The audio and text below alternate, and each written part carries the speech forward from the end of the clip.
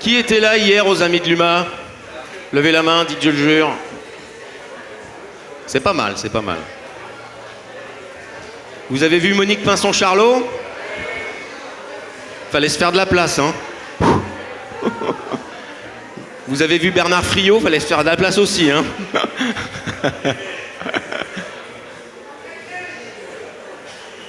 Ouais, je l'ai dit tout à l'heure, mais certains n'étaient peut-être pas là, mais il y a un immense chanteur de la chanson française, désormais quand même depuis une quinzaine d'années. Il avait eu le prix Charles Cros d'ailleurs, hein, qui nous a fait un grand cadeau hier. Cyril Mokayesh. Ouais, franchement, on l'a rencontré à la fin de l'hiver. Ça faisait au moins 10 ans que j'avais ça en tête. Et il est devenu parrain des Amis de l'UMA. Il veut s'investir beaucoup dans les Amis de l'Humanité et dans l'UMA. Et il s'est retrouvé en famille ici hier. Il nous a fait une prestation extraordinaire avec sa guitare. C'était un grand bonheur. On se donne 3 minutes. Ça va, Fabien? Ouais. Il va y avoir un autre grand débat dans l'après-midi, je vous le dis, parce que c'est un grand ami de l'UMA depuis la création des Amis en 1996. C'est probablement le plus grand scientifique français, connu, reconnu dans le monde entier. Il passe sa vie en Chine, au Japon, aux États-Unis. Il envoie des sondes dans l'espace, etc. Il est astrophysicien. Jean-Pierre Bibring.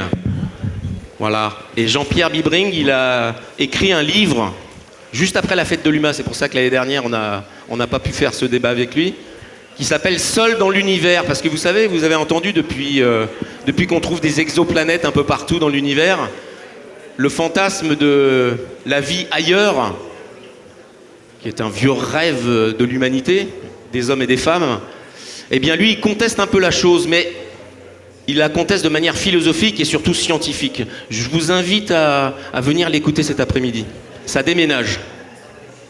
Les amis, Éric Orsena.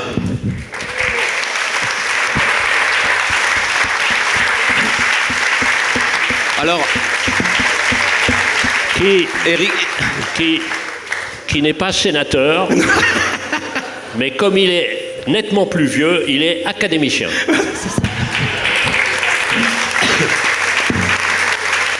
Écrivain. Mais il bouge encore. Écrivain académicien qu'on ne présente pas vraiment quand même, ça serait déplacé. Mais quand même, vous le savez peut-être pas, mais il est aussi président de la Fondation Elsa Triolet Louis Aragon, le Moulin de Saint-Arnoux. Voilà. Et il nous a beaucoup aidé. D'ailleurs, dimanche prochain, le 24 septembre, à partir de 15h, on célèbre le grand Pablo, l'homme du chant général. Et pour moi, il y a les plus beaux titres. C'est 1, être ami de l'humanité, et le 2, être chanteur général. Mais pas dans l'armée. Vous voyez ce que... Forcément. Donc, franchement, venez, parce qu'il y aura des tas de spectacles, des lectures, et Neruda, c'est un immense poète, et qui sera dans la maison d'Aragon et d'Elsa Triolet. 15h au Moulin. Pour ceux qui ne connaissent pas le Moulin, c'est un lieu exceptionnel. Hein. Voilà. Et puis, il a une autre casquette aussi aujourd'hui, enfin, une autre casquette, si je puis dire, c'est que Éric Orsena, quand je lui ai proposé il y a un tout petit peu plus d'1 an de devenir parrain des Amis, eh ben évidemment, il a accepté. Voilà, il a accepté. Fabien Gay, directeur de l'Humanité et sénateur de Seine-Saint-Denis.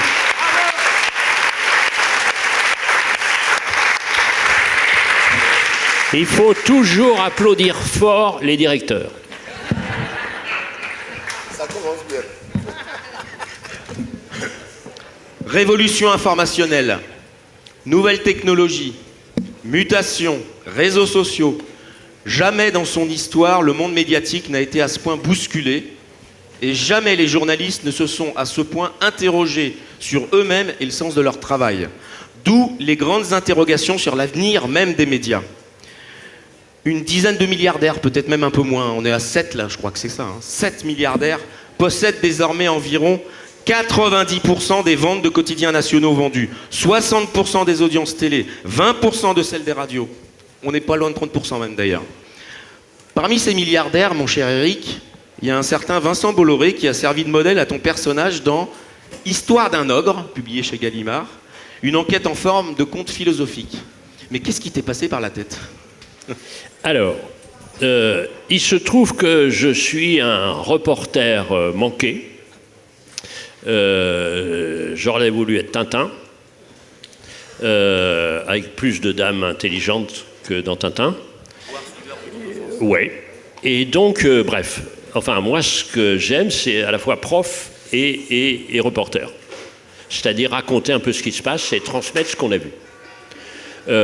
Jamais la vérité n'a été aussi difficile à trouver, à débusquer, à résumer. Jamais, jamais. Jamais la vérité n'a été aussi nécessaire, puisqu'on est paumé. On est complètement paumé avec toutes ces dimensions, notamment la dernière, je voyais un débat à côté à l'Agora sur la question de l'intelligence artificielle. Imaginez ce que c'est que le chat GPT, vous savez, ces conversations comme ça, automatiques, par rapport à une langue, c'est quoi? Donc qu'est-ce qu'on va faire? Donc jamais on a besoin autant de vérité. Jamais la vérité n'a été aussi difficile à appréhender dans toutes ses dimensions. On le voit bien dans le climat, on le voit bien dans tous les domaines. Donc c'est cher. Et donc jamais on a eu, troisième point, jamais autant de difficultés à financer une vérité aussi incertaine et aussi chère. Jamais. Pourquoi? Parce que la publicité, qui était une des mannes des journaux, a disparu, premièrement. Que deuxièmement, les lecteurs ne sont plus prêts à trop s'abonner et à payer au kiosque. Et donc, comment est-ce qu'on fait? Comment est-ce qu'on fait? Ce qui fait que exactement ce que tu as dit, c'est-à-dire la plupart des organes de presse, et de plus en plus, sont financés par des gens qui ont gagné de l'argent ailleurs. Et s'ils financent, ce n'est pas uniquement pour leurs beaux yeux. Il y a l'idée du gentil milliardaire. Mais même les plus gentils milliardaires qui soient, ils ont des journaux dans lesquels ils ne supporteraient pas qu'on dise du mal d'eux. Donc, pire que la censure, parce que la censure est visible, pire que la censure, c'est l'autocensure. L'autocensure, c'est-à-dire la censure que s'imposent à eux-mêmes les journalistes. Et on voit dans des tas d'organes de presse très bien pensants, etc., comme par hasard, il n'y a pas des enquêtes de fond sur ceux qui les financent. Voilà où nous en sommes. Donc vous voyez, c'est censure, autocensure, vérité nécessaire, vérité fragile, vérité complexe, vérité coûteuse. Comment est-ce qu'on fait? Et ça, c'est un pilier de notre démocratie. Il se trouve que dans différentes vies que j'ai menées, j'étais pendant 25 ans conseiller d'État. Donc, un peu au courant des questions juridiques, j'ai été 2 fois déjà interrogé par la Commission des affaires culturelles de l'Assemblée nationale, ça va continuer, pour essayer de trouver quelles règles du jeu pourrait-on imposer au développement de l'information. Autrement, c'est terminé. C'est-à-dire, c'est le bâillon. Le bâillon de nous et le bâillon des journalistes, encore une fois, pris en otage par la terreur d'être viré. On l'a bien vu. Dernier point. Et tu me fais taire parce que je suis super bavard. Pour une fois, d'habitude, je suis seul face à ma page blanche, mais quand je vois des êtres humains, je suis assez content. Et donc voilà. Donc on dit, ah, mais arrête la caricature. Arrête la caricature. Alors on disait, ouais, comment, il est gentil quand même, il est gentil, l'ogre, regarde la caricature. Et boum, le JDD. Alors il dit, ah ouais, eh ben oui, c'est comme ça. Donc la caricature, en général, c'est en dessous de la vérité. Fabien, dans ce contexte.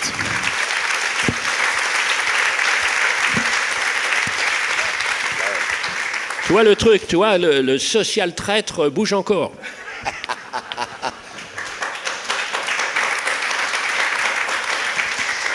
Bon, bonjour à toutes et bonjour à tous. Il va falloir monter un peu le micro parce que j'ai perdu ma voix sur la grande scène hier, ou le peu qui m'a resté. D'abord, je tiens à remercier Eric, les amis de l'UMA, pas pour ce débat, ce dialogue. Je pense que c'est plus approprié de le dire comme ça, et vous dire quel plaisir de vous retrouver. Parce que cette fête, elle est assez unique. C'est la 88e édition, mais il faut faire extrêmement attention pour la défendre. On a eu beaucoup de difficultés cette année à la tenir. Et je pense même qu'à un moment donné, je vais le dire comme ça, le gouvernement a même envisagé que cette fête ne se tienne pas, en nous mettant beaucoup de difficultés, notamment sur la question des transports, pour faire venir le public. Et il a fallu lutter pour tenir cette fête, qui est un lieu d'échange inédit. C'est pas le seul. Mais je crois que c'est pas se gargariser de dire qu'elle marque la rentrée politique et sociale du pays. Et il faut le défendre, ce lieu. Parce que s'il tombe, ça sera un manque pour des organisations politiques, associatives, syndicales, un lieu de rencontre des intellectuels, du monde de la création.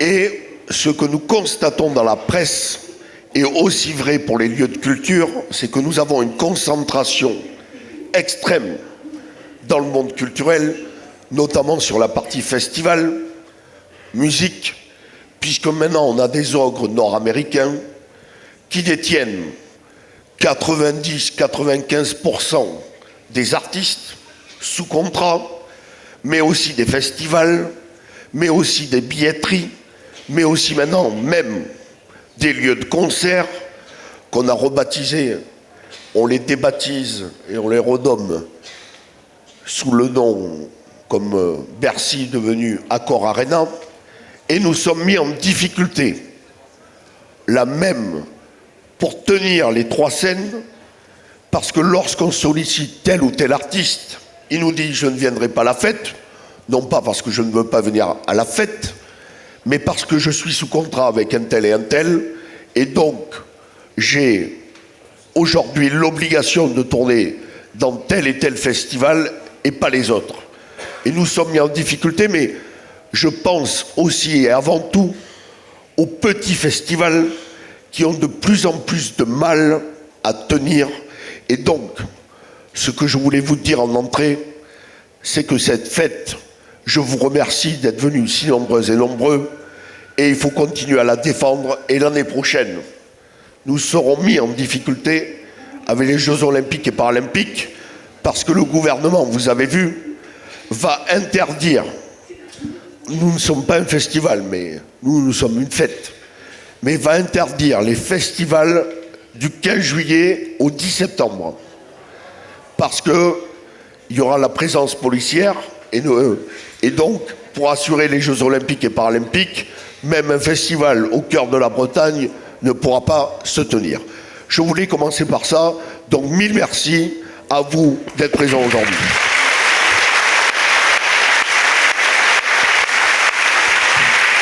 Alors attends. Vas-y. Alors on va faire. Alors t'as commandé des trucs. Et moi, mon regret, c'est de ne pas avoir été reporter, de ne pas été joueur de foot et de ne pas avoir été slammer. Donc on va faire du slam.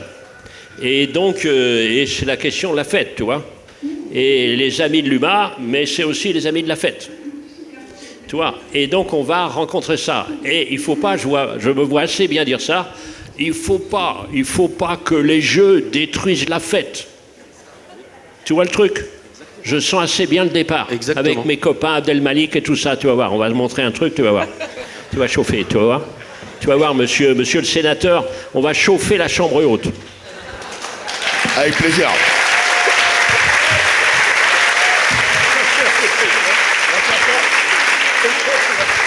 Bon, je rebondis. Alors, je sais pas, on commence soit par la concentration, soit parce que Eric a dit sur ChatGPT. Je vais commencer par l'intelligence artificielle. C'est une très grande menace pour le journalisme. Aujourd'hui, les intelligences artificielles sont développées par des grands groupes nord-américains, Google, Facebook et tant d'autres. Vous connaissez maintenant à peu près toutes et tous ce qu'est ChatGPT, c'est-à-dire écrire à partir d'eux. Donc, demain matin, je vais faire l'éditorial de l'humanité et je ne vais pas l'écrire parce que je suis un peu fatigué. Je vais demander donc à ChatGPT de m'écrire un éditorial de l'humanité à partir des écrits d'Éric Orsena. Et je vais dire, ChatGPT, je veux un éditorial de l'humanité sur la grande fraternité humaine à la manière de Éric Orsena. Et aujourd'hui, c'est tout à fait possible. C'est même mieux que l'original. Et tu vois le truc. Et je vous dis que l'année prochaine, je peux vous l'annoncer dès maintenant, c'est ChatGPT qui aura le Goncourt. Ne rigolons pas trop, parce que c'est tout à fait possible. Et donc aujourd'hui, il y a une très grande bataille contre ces grands groupes, notamment sur les droits voisins, on pourrait y revenir, c'est-à-dire qui utilisent nos écrits édités par des éditeurs de presse et écrits évidemment par des journalistes, mais qui, au jusqu'à l'an dernier, ne nous rémunéraient pas, c'est-à-dire ils faisaient de l'argent en nous pillant nos contenus.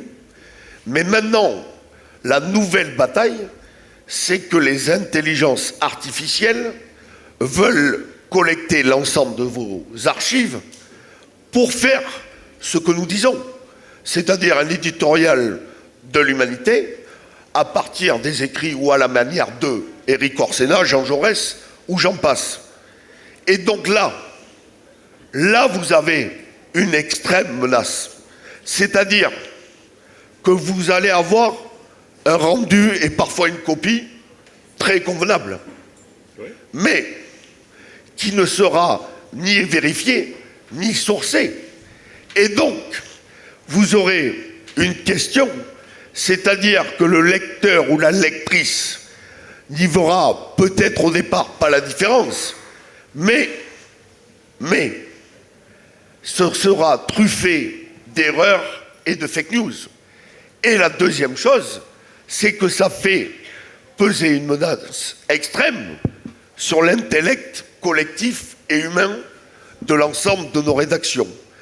Donc, nous sommes dans un combat politique au même niveau que nous l'avons eu pour les droits voisins. Nous avons réuni ici à la fête, vendredi, l'ensemble des professionnels de la presse. C'était la 31e édition. Et tous les professionnels qui ont pris la parole sont venus sur cette question. Aujourd'hui, par exemple, Radio France, et tant mieux, a interdit l'accès à ses archives aux intelligences artificielles. C'est le premier. Mais les éditeurs de presse écrite, pour l'instant, nous sommes dépourvus. Et donc, nous avons demandé avec force à la ministre de suite intervenir, et il nous faut légiférer dans l'année, parce que sinon, dans une année, toutes les intelligences artificielles auront pillé l'ensemble de nos archives et nous serons dépourvus demain. Donc, avec vous, je nous alerte collectivement, c'est une nouvelle bataille à mener, mais pas que pour les journalistes, aussi pour les écrivains, parce que demain, ça sera une réalité, c'est que vous pourrez écrire un roman à la manière de Éric Orsena ou d'autres, ça ne sera pas du Éric Orsena, mais ça pourra être vendu comme du Éric Orsena. Donc, ce matin, je nous alerte en commun, il nous faut mener cette bataille extrêmement rapidement, massivement et fortement.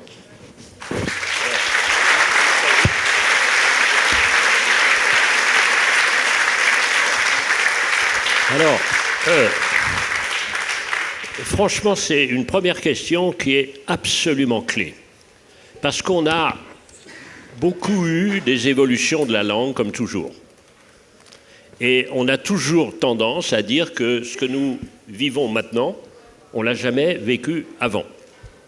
Quelque chose nous dit, et je suis en contact avec les plus grands philosophes sur cette question, que ce qu'on va vivre là, c'est quand même quelque chose d'entièrement nouveau, bien plus important que la machine à vapeur, que l'électricité, que tout ça, etc. Parce Révolution anthropologique exactement, qui frappe le fonctionnement même du cerveau, la propriété de la mémoire, etc., etc. Donc cette question, elle est clé.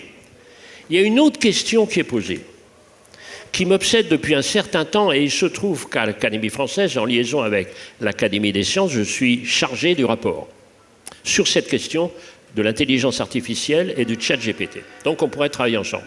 Pourquoi?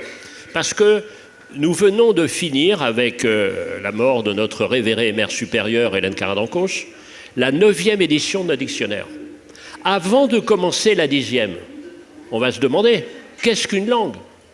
Qu'est-ce qu'un dictionnaire? Qu'est-ce que ça veut dire? Comment on enchaîne? Quel est le choix? Qu'est-ce qu'on prend comme mot? Qu'est-ce qu'on prend comme l'orthographe? Qu'est-ce que c'est que cette langue commune qui est notre République? Quand on me demande est-ce que tu es français ou est-ce que tu es francophone, il y a des moments j'hésite. Quel est mon pays? Donc ces questions-là qui sont des questions clés. Ça, c'est la première question. Donc inutile de vous dire que moi, je suis à votre disposition pour participer à cette réflexion commune, qui est vraiment au cœur même, mieux que la démocratie de notre République, de notre affaire commune. Et si tu fais un hors-série là-dessus, ça sera vraiment le plus pertinent des questions. Parce que je suis stagiaire chez lui maintenant. Hein. Donc sachez, donc voilà. Mais lié à ça, mais il y a une autre question qu'on n'aborde pas suffisamment. Tous ceux qui codent, c'est-à-dire tous ceux qui sont en amont de l'intelligence artificielle, ce sont des mecs. Il n'y a pas de femmes dans les nouvelles technologies de l'information. Ce qui veut dire que ce qu'on gagne en millimètres d'un côté dans les combats, on le perd dans la conception même. Parce que c'est une vision du monde très particulière. Donc il y a cette question qu'il faut aborder aussi et que je voulais aborder avec vous. Et moi, et comme par définition, on ne peut pas réfléchir seul, et que, étant donné une sorte de champ de ruine idéologique dans notre famille politique, alors franchement, j'ai besoin de trouver un endroit où on pourrait réfléchir ensemble à la manière de vivre ensemble libre. Voilà. L'humanité est là pour ça. Pour revenir sur la question des médias, quand j'ai débuté ma carrière en 1986 à l'Humanité, rendez-vous compte, dans le paysage, il y avait déjà Dassault, il faisait partie du paysage, il y avait Lagardère, père, pas le même. Hein. Je veux dire, les milliardaires étaient déjà installés. Là, on est au bout de la queue de comète, mais c'est une nouvelle planète qui est en train de se constituer. Moi, j'ai envie de vous entendre parler de Bolloré et de ce que ça signifie, parce que avant on avait la menace conservatrice. Là, on a quasiment la menace fasciste, enfin d'extrême droite en tous les cas. J'ai besoin de vous entendre parler de Bolloré, parce qu'on est dans un moment très singulier quand même de l'histoire de la République. C'est plus seulement le pluralisme qui est en cause, c'est la démocratie tout court. Alors, il y a plusieurs choses dans cette affaire. Il se trouve que je suis économiste de formation, que j'ai fait une thèse de finance avec Raymond Barre. Imaginez. Restez là. Non, mais attendez, je suis immortel, donc c'est normal, j'ai commencé tôt. Et donc avec le Raymond Barre qui était... Alors, juste un petit moment pour les plus anciens. Mais après la soutenance qui avait duré très longtemps, j'ai fait une thèse 600 pages sur l'offre de monnaie en économie ouverte. Franchement, c'est impossible de ne pas dormir dès la page 3. Et Barre, pour ceux qui étaient là à ce moment-là, il m'a fait ce commentaire. Oh, il a pris mon vrai nom, Éric Arnoux. Oh, Éric Arnoux, après ce travail d'une rare austérité, avouons-le, vous pouvez envisager quelques jours de vacances avec quiétude.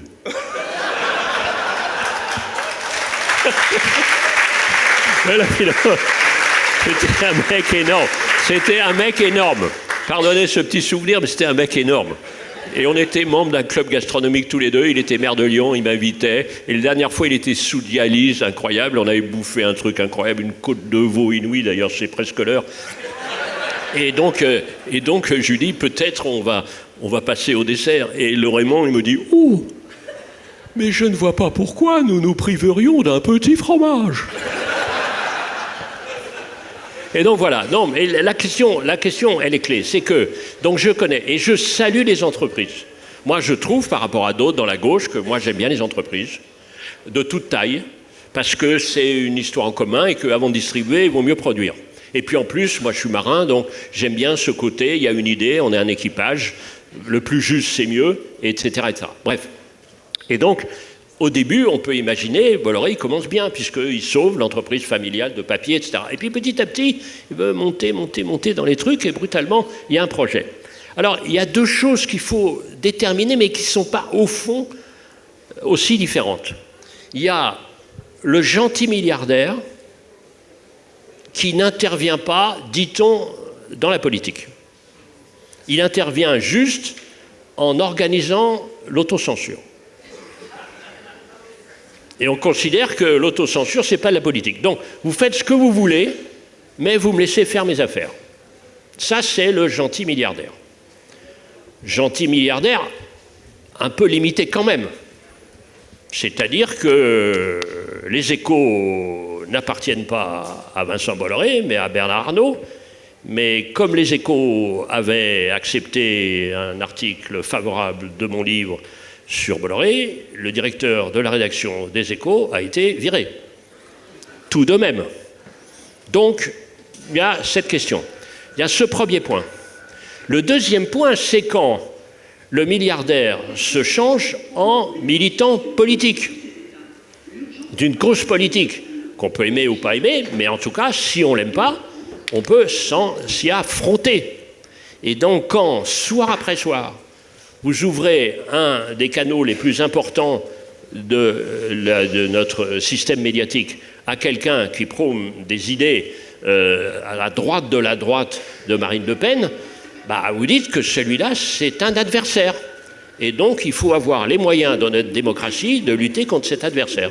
Voilà, c'est ça la question. Vous voyez, c'est ça, c'est la question de la lutte contre la concentration et la lutte contre l'objectif de certaines concentrations.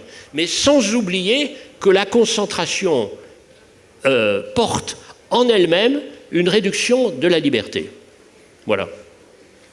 Fabien, face à Bolloré, mais les autres aussi, mais Bolloré, il cristallise beaucoup de choses, évidemment. Oui, mais pas seulement, si tu veux. C'est ça qui est intéressant. C'est parce que dans d'autres pays, c'est pareil. Dans d'autres pays, ça peut être... C'est ça qui est intéressant. Vous savez, il y a une règle dans la littérature et dans une tentative de littérature et l'art en général. C'est que si vous voulez faire trop général, vous touchez personne. Et plus vous faites singulier, plus vous touchez tout le monde. Ça, c'est le paradoxe du récit. Et je hais les idées générales, mais j'adore les histoires concrètes, personnelles, singulières et qui touchent tout le monde. Fabien, je ne m'adresse pas qu'à l'éditeur de presse que tu es, mais aussi au futur romancier. Au futur romancier, mais aussi au sénateur, si tu veux. Comment on peut faire maintenant? Est-ce qu'il y a un espace de possibilité de légiférer pour empêcher cette concentration des médias?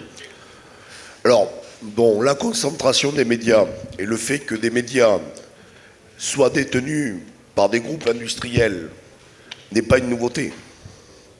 Jean Jaurès, dans son premier éditorial, disait que faire vivre l'humanité serait un combat quotidien. 119 ans après, je pense qu'il a toujours raison, et que nous voulions une indépendance par rapport aux puissances de l'argent et des groupes industriels. Donc, quand il a écrit ça, c'était déjà une réalité.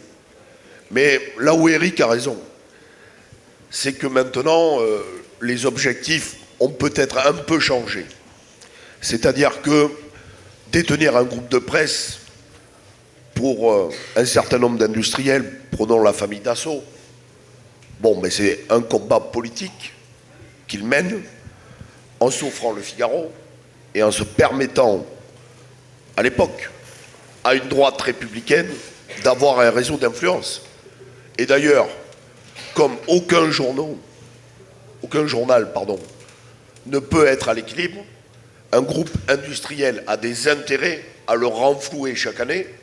Donc, ce n'est pas une industrie comme une autre, puisque tout le monde ici aime l'entreprise, c'est pourquoi nous les défendons, cher Éric, et nous les défendons fort, y compris pour pas qu'elle se délocalise.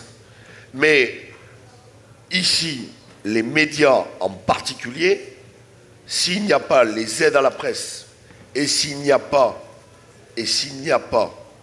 des groupes industriels qui viennent renflouer, aucun journal n'est à équilibre. Donc la vérité est ailleurs. C'est donc un combat politique dans le débat d'idées. Mais avec la figure de Bolloré, qu'est-ce qui est en train de se passer? C'est que maintenant, d'abord, ils sont en train de concentrer aux mains de quelques-uns, pas seulement la presse écrite, la presse, la radio, mais aussi la télévision. C'est-à-dire, ils font des espèces de conglomérats extrêmement forts et dans une bataille idéologique. Et ça a une première chose, c'est qu'ils réduisent aussi le nombre de journalistes. Pourquoi? Parce que par exemple, quand Bolloré rachète le JDD, qu'est-ce qu'il fait? Il met évidemment Geoffroy Lejeune. Mais derrière Geoffroy Lejeune, on découvre que Pascal Praud devient chroniqueur. Mais Pascal Praud, dans le même groupe Bolloré, a déjà à peu près 5 heures d'antenne sur CNews, mais le même Bolloré, il est aussi à Europe 1, chroniqueur. Donc, vous voyez, et quand je prends lui, on peut prendre tous les autres. Donc, le matin, à la télé, l'après-midi, à la radio, et le soir, il chronique dans le papier. Donc, juste un point, oui. Ne serait-ce que en droit du travail, il faut respecter l'équilibre psychologique de M. Praud. Il ne faut pas qu'il travaille trop. Monsieur Praud, tu restes à 35 heures. C'est le médecin, que je ne suis pas, mais l'ambassadeur de Pasteur que je suis, qui te le demande pour ta santé, mon camarade. Et moi, le défenseur des salariés, je dis même, passe aux 32 heures, si tu peux. Oui, oui.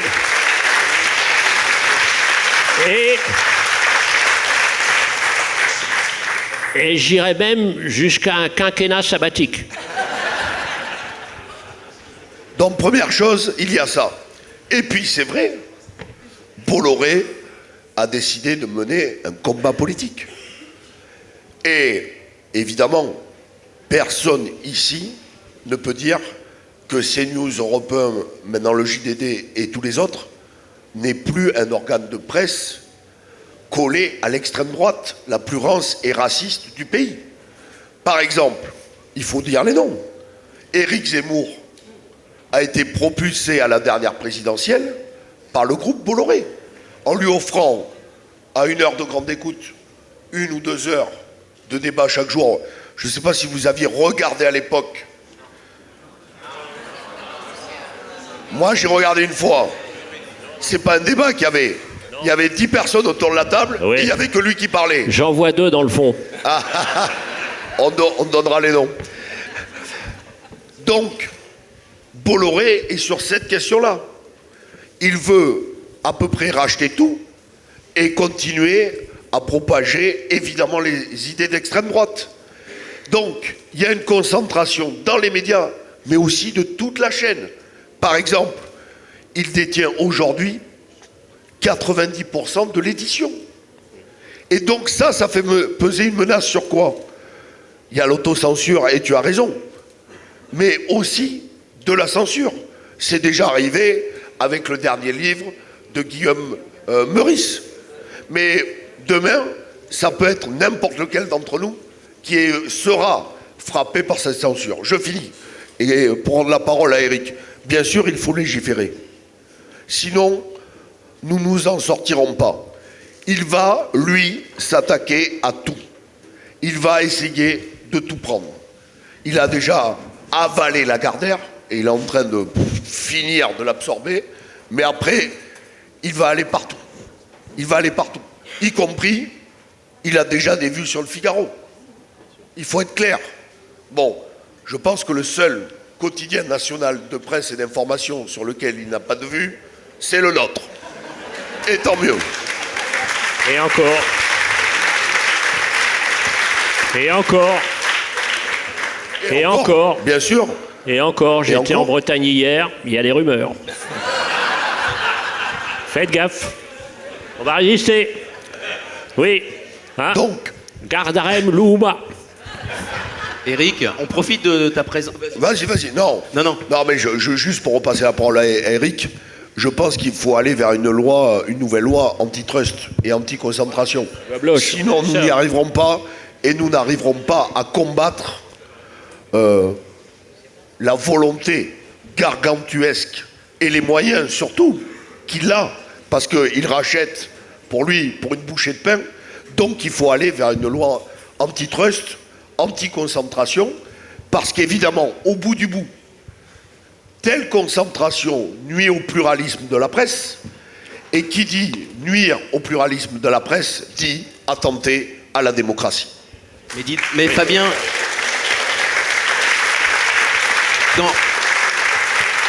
dans l'héritage du CNR, les ordonnances Bichat, il y avait quand même ça déjà d'installer des... Ben oui, ça n'a jamais vu le jour.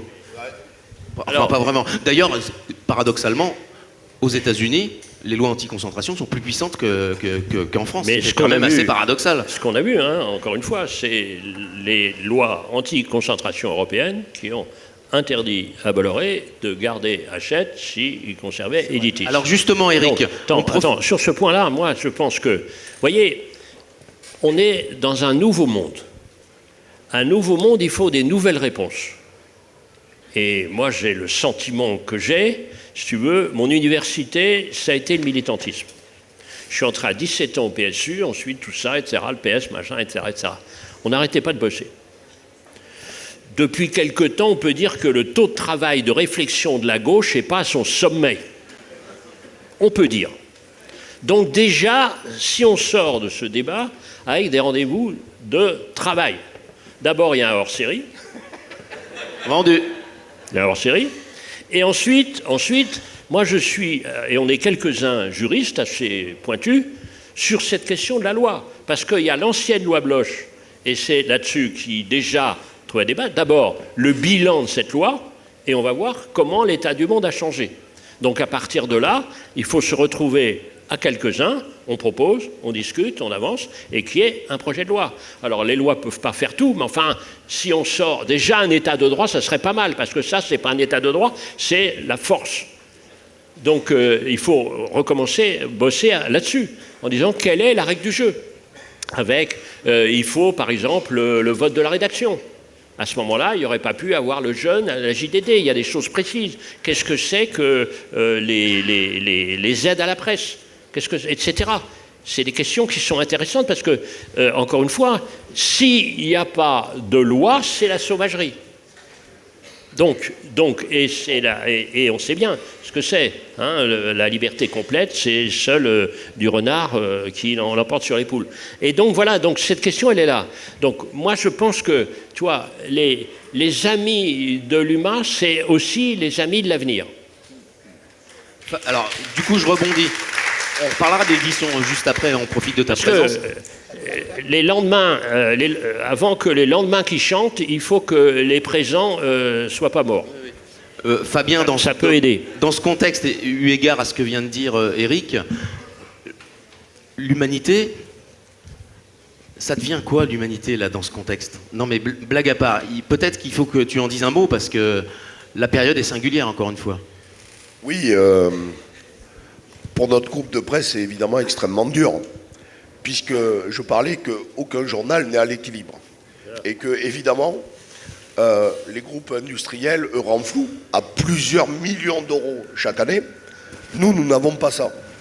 Nous n'avons que nos lecteurs et lectrices et nos amis qui, chaque année, et je vous en remercie une nouvelle fois, viennent aider et abonder en souscription exceptionnelle. Je tiens d'ailleurs à vous remercier de la générosité et de la solidarité dont vous avez fait preuve au mois d'août lors du cambriolage que nous avons subi, qui nous a évidemment handicapés d'abord pour le montage de la fête, puisque tous les ordinateurs de la fête ont été volés le jour où les équipes devaient emménager ici, et aussi une partie évidemment de la rédaction.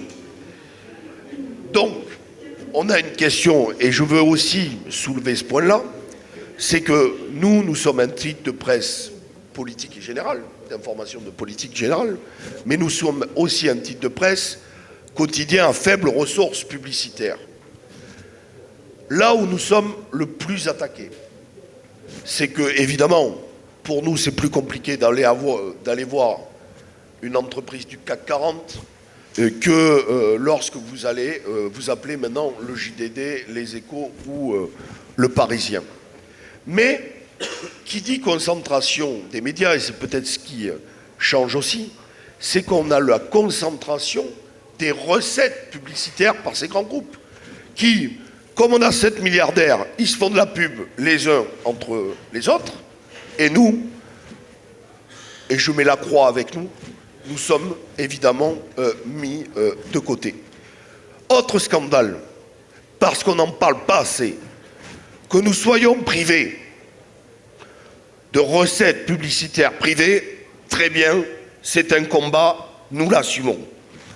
Par contre, que nous soyons privés de recettes publicitaires publiques, parce que vous savez que le gouvernement fait chaque année 360 millions d'euros de publicité dans les titres, pour les élections professionnelles dans l'entreprise, pour le plan climat, pour la sécurité routière, pour la rénovation thermique des bâtiments, bref, vous en avez tous les jours.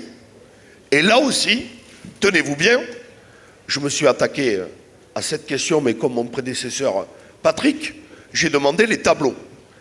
Nous étions 58e, c'est-à-dire 2 publicités par an. On était coincés entre maison et jardin, et je ne sais plus quel titre. Donc nous avons écrit, et nous avons, après avoir longuement bataillé, été reçus. J'ai donc fait les comptes. J'aurais dit, je prends les milliardaires qui ont déjà la recette publicitaire privée. Et ils concentrent à eux seuls, les 5 premiers titres, 60% des recettes publicitaires publiques. Trouvez-vous ça normal? Parce que je pense que la recette publicitaire publique devrait être répartie pour faire vivre le pluralisme de la presse. Et on nous a répondu, pas du tout. Pas du tout. C'est-à-dire, ils ont eu la pire réponse que même des patrons du CAC 40, des fois, n'osent pas nous faire. Ils ont dit, c'est suivant l'audience et notre utilité. Donc, je pense que nous devons, je l'ai dit, mais je pense que nous allons le faire, devoir rendre public. Et dire, ben voilà, puisque c'est de l'argent des citoyennes et des citoyens, donc chaque fois que je leur dis ça, non, on va rediscuter. Eh oui, mais comme ça fait presque un an qu'on rediscute pour rien. On s'en fout des discussions, voilà. des chèques. Il faut donc, je proposerai à la rédaction de rendre public les aides, parce que ce sont des aides, des recettes publicitaires publiques et la répartition point par point pour chaque titre de la presse. Et vous verrez que donc nous sommes 58e. Alors peut-être qu'on est remonté dans le classement parce qu'on en a eu une en plus cette année. Donc on est peut-être passé 47e, mais là où on en a 3, certains titres en collectent 160 par an. Donc vous voyez que nous avons un débat, y compris avec le gouvernement, mais pas le gouvernement, l'État, parce que c'est l'argent de l'État. Bon. Deuxième chose, sur les aides à la presse, nous sommes mis évidemment en extrême difficulté. Elles baissent chaque année. Peu ou prou, vous perdez 30 000 euros par an. Quand vous en avez 3 200 000, vous voyez, au bout de 10 ans quand même, ça commence à faire évidemment un petit trou pour nous. Et donc, aujourd'hui, on va avoir un débat qui s'ouvre puisqu'il y a les états généraux de l'information. Et on nous propose une grande réforme des aides à la presse. Nous disons, banco, pas de problème. Mais la ministre a dit, on va peut-être revoir l'enveloppe, c'est-à-dire la diminuer, et la répartir... Attends. Moi j'adore, parce que je prépare mon slam. Hein. Parce qu'il y a des trucs, vous savez, il y a la chanson « Revoir Paris ». Et alors on peut dire, revoir l'enveloppe. C'est ça. Donc ils vont revoir l'enveloppe. Donc nous allons être un combat. On va commencer le 3 octobre. On va aller à la première séance plénière.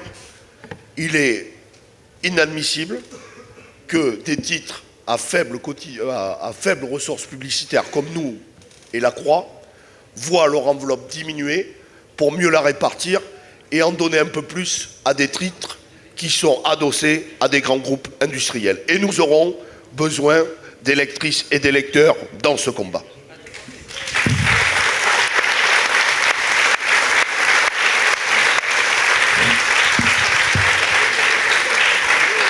Non mais après sur l'humanité, dernière chose.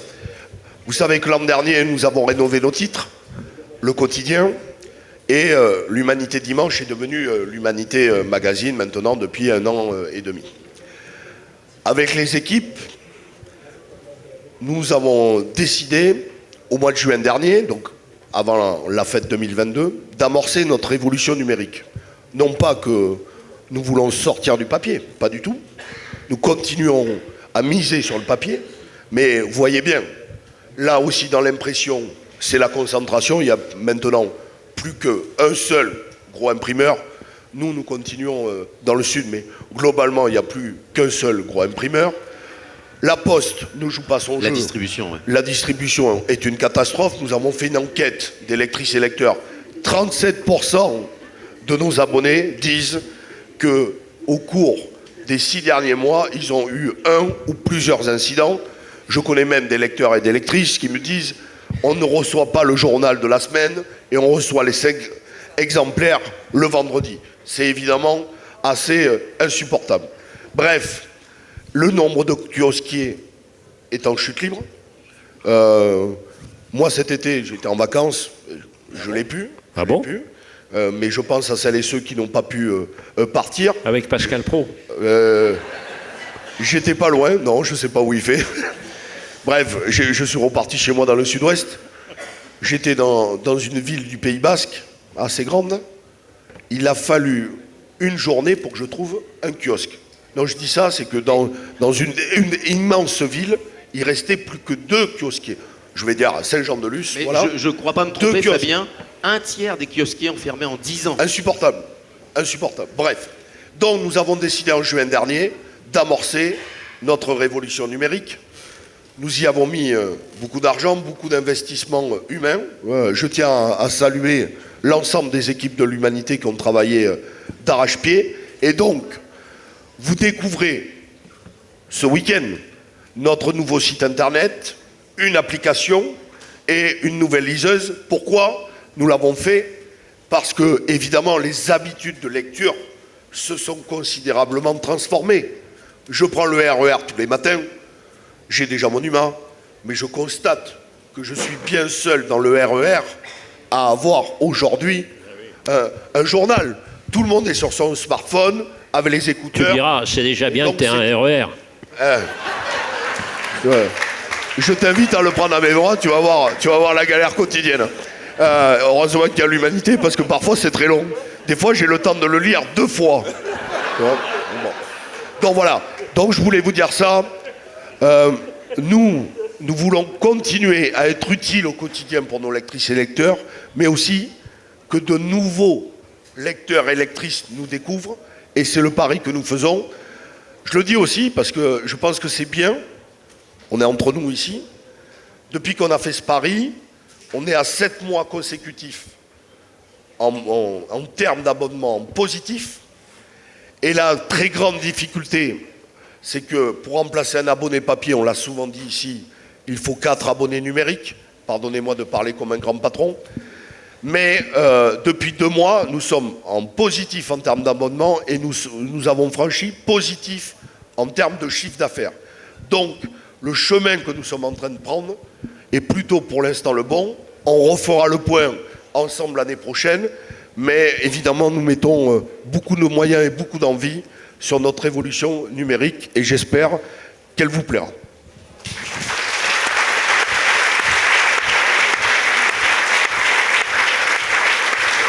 Eric, Le temps passe, hélas, hein, il nous reste plus beaucoup de temps, mais Eric, je voulais profiter de ta venue parce que la bataille idéologique, on l'a bien compris, elle fait rage. Ok, ça c'est posé, vous l'avez bien posé.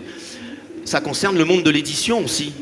Est-ce que, parce que quand même, les lettres françaises, ce n'est pas rien, si je puis me permettre, tu es bien placé pour le savoir, et là c'est à peu près le même phénomène qui est en train de se produire. On va vers où? Est-ce que ça menace même d'une certaine manière l'exception culturelle tout court? Alors, c'est la question dont on parlait tout à l'heure, c'est que, imaginez que quelqu'un possède les 3/4 de l'édition française. Ce aurait été le cas si l'Europe n'avait pas dit « oh là ». Bon, imaginez. Donc ça veut dire que les gens qui sont en charge des différentes maisons d'édition du groupe, ils ont déjà cette autocensure. C'est-à-dire il n'y aura évidemment aucun livre qui va critiquer un peu. On a vu ce qui s'est passé sur Fayard avec Nicolas Sarkozy. On disait non, il n'a pas été gentil. Alors, comme disait l'autre là, Sarkozy, Madame de Closette, etc., etc. Donc, hop, viré. Donc, au revoir. Donc, il y a ça la question. Mais il y a plus ça, plus. C'est-à-dire, c'est même si, pour te donner bonne conscience, tu publies un livre critique, si tu possèdes les réseaux de distribution, on dit, regardez, moi j'ai accueilli une position critique et différente. C'est pas de ma faute si le libraire le met pas en devanture. Je dois vous dire que mon petit livre L'Ogre était dans très très peu de relais. Sérieux? Qui appartiennent, bien sûr que oui, au groupe Hachette. Ah, c'est sa liberté. C'est sa liberté d'être d'accord avec le patron, etc., etc. Donc, vous voyez, c'est ces questions-là. Et puis, il y a une question un peu plus large aussi, qui revient à la question du chat GPT. C'est que la lecture est en déclin, globalement. Pourquoi? Parce qu'on a moins de temps ou que, vous avez vu les chiffres, c'est-à-dire les jeux électroniques prennent de plus en plus de temps. Donc, notre relation avec la lecture, notre relation avec le savoir, etc. C'est-à-dire, on organise le loisir. C'est-à-dire, on diminue le temps de cerveau disponible. Donc, cette question, elle est là. Donc, moi, je suis, parce que le temps est là, mais moi, j'ai l'amitié active. On m'appelle le tueur d'été. Parce que mes copains, ils arrivent en disant, voilà, j'ai un texte, etc. Et la famille de ce copain dit, chouette, on va enfin passer des vacances tranquilles. Et je leur dis, ton texte est nul, tu rebosses. Donc, ce que je veux dire, c'est que Amis de l'UMA, ça veut dire des rendez-vous. Ça veut dire des rendez-vous de travail. Ça veut dire qu'on se dise, voilà, il y a le rendez-vous de ChatGPT, il y a le rendez-vous de la nouvelle loi, il y a le rendez-vous de l'avenir de l'édition, il y a le rendez-vous de la remise en cause de la distribution des aides, et on a des rendez-vous réguliers. Moi, je verrais assez bien qu'avec les Amis de l'UMA, il y ait, disons, au minimum tous les trimestres, un rendez-vous sur un dossier. Et on est des combattants sur un dossier précis. Donc voilà, c'est tant pis pour toi. T'as voulu que je suis un parrain. Personne n'est plus chiant que moi.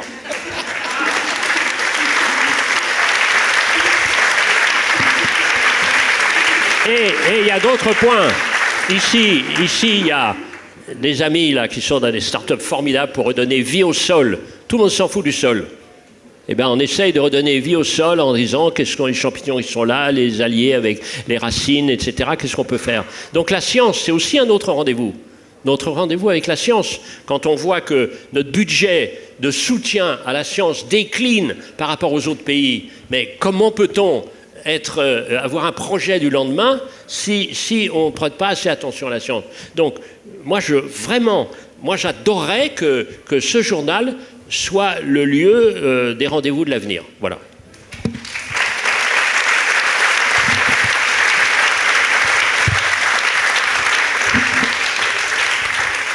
Bon, d'abord, vous me remerciez. Moi, un dernier mot, c'est sur la lecture.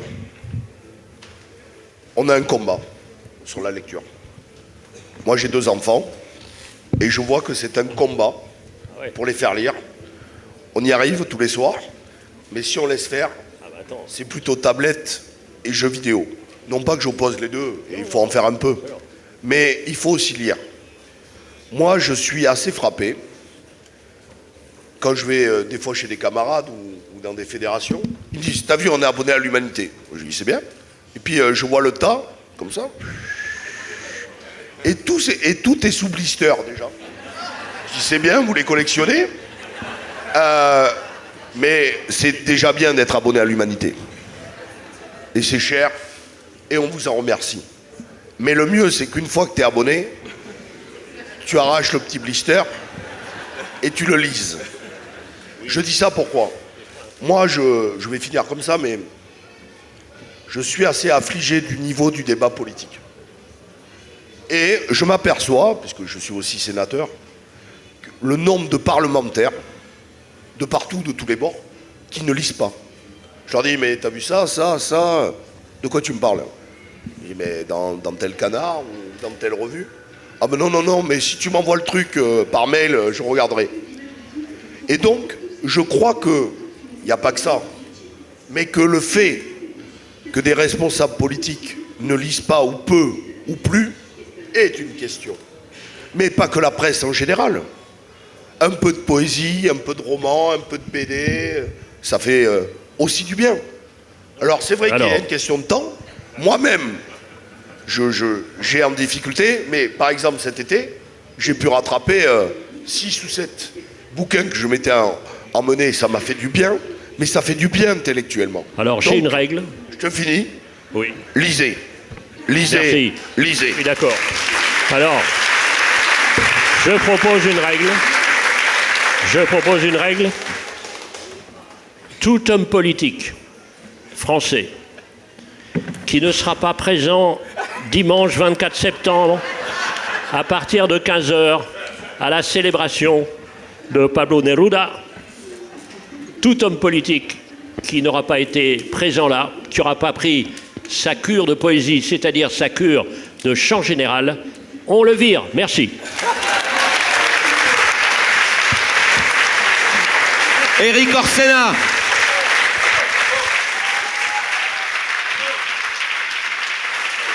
Fabien Gay. Bon, vous avez vu, Éric, il va nous mettre au boulot, hein. Et c'est très bien comme ça.